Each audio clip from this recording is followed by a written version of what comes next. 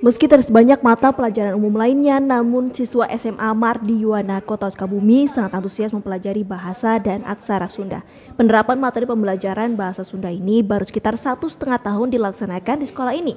Itu pun tatap muka dengan guru bahasa Sundanya hanya 1 minggu sekali saja. Kendati mereka sendiri bukanlah asli orang Sunda, namun kecintaan mereka akan budaya Sunda haruslah diberi apresiasi. Para siswa ini terlihat fokus dan serius ketika diuji tes semester. Hasilnya pun cukup baik, malah tidak sedikit siswa yang memperoleh nilai 100.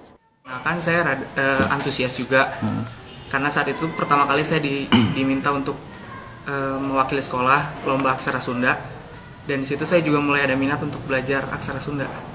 Kebetulan sekolah memfasilitasi di setiap pelajaran kita mengerti pertama memang kata-kata yang sederhana, tapi setelahnya kita jadi lancar untuk membaca.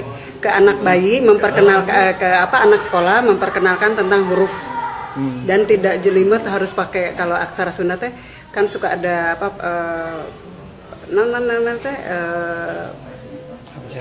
abjad istilah ari saya mah istilahnya ngambilnya yang simpel itu misalnya tanda. Dari Sukabumi, Muhammad Satri melaporkan untuk Demika.